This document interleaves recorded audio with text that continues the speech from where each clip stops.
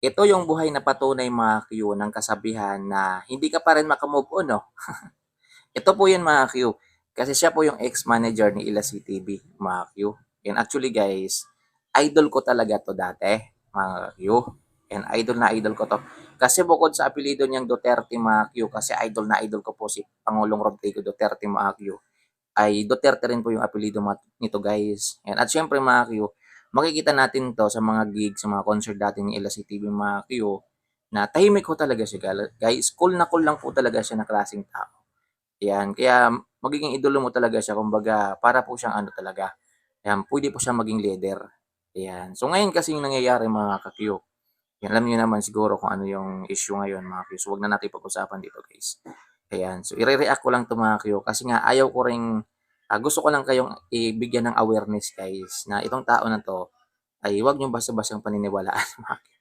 Kasi ngayon kung ano-ano na lang po yung pino-post niya sa kanyang social media guys.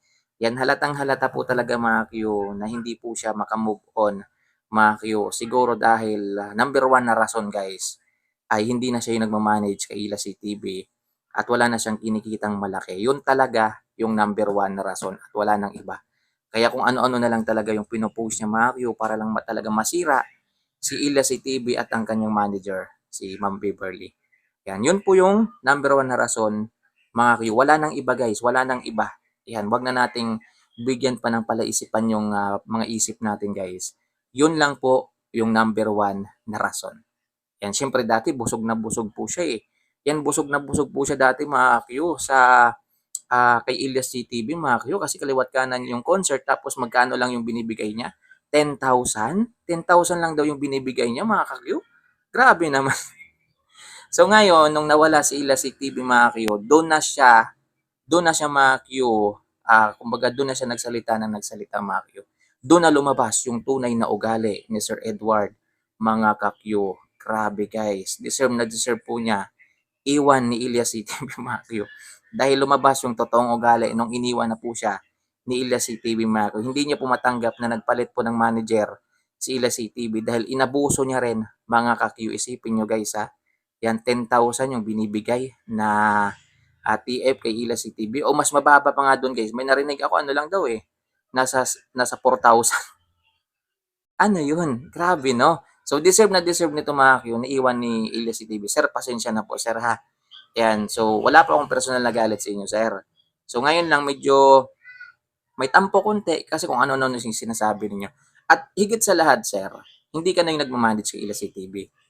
Yan. At wala ka ng pakialam. Ex-manager ka na, wala ka ng pakialam talaga. Yan, kahit saang tingnan, wala ka ng pakialam. So may yung mga nilalabas mo, mga part 1 pa siya guys, part 2, may mga ano to, part 6. Ewan ko dito guys kung ano na lang iniisipan. Naging ano na siya guys, naging crazy na po siya simula nung iniwan po siya ni Ilyas JTV. Yan, hindi po siya makamove on dahil ngayon po yung kanyang banda mga Q ay as in down na down ho talaga guys. Yan, wala po silang mga gig na malalakas ngayon. Yan, grabe. Pa-cover-cover na lang po yung ginagawa nila guys. So wag niyo na pong wag niyo na pong paniwalaan to mga Q kung ano man yung ilabas nito sa social media kasi alam niyo po kung ano po yung number one nitong ikinagagalit mga Q.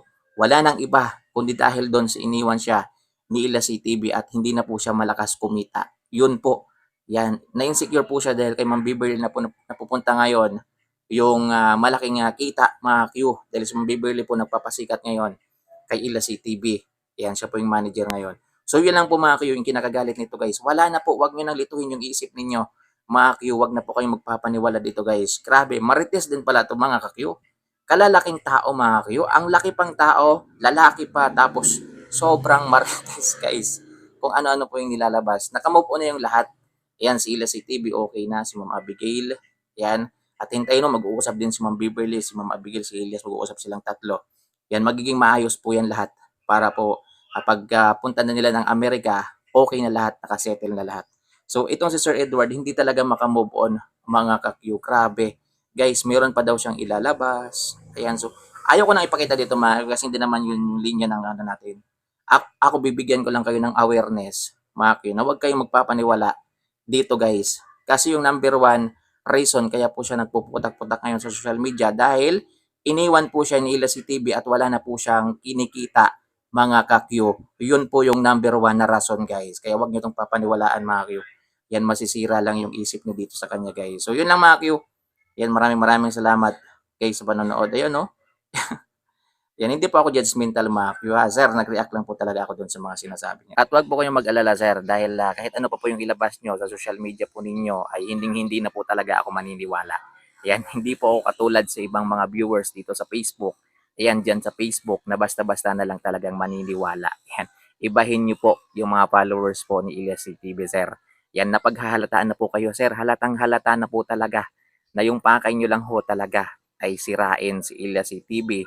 Yan ang samahan nila ng kanyang manager dahil iba nga sa'yo dati sila si TB, ngayon lumipat po siya kay Ma'am Beverly. Ayan, so nawalan ka po ng ng tinapay na masarap. Halatang halata na po talaga sir. Ayan, na hindi po kami kahapon pinanganak. Ayan, kaya halatang halata na po kayo. Kaya kung ako sa inyo sir, para hindi po lumala yung tingin sa inyo ng tao, yan, stop nyo na po yung ginagawa ninyo. Dahil halatang halata po talaga na hindi lang po kayo makamove on. Yan, dahil wala na po kayong malaking kinikita dahil nga wala na sa inyo si Ilyas TTV.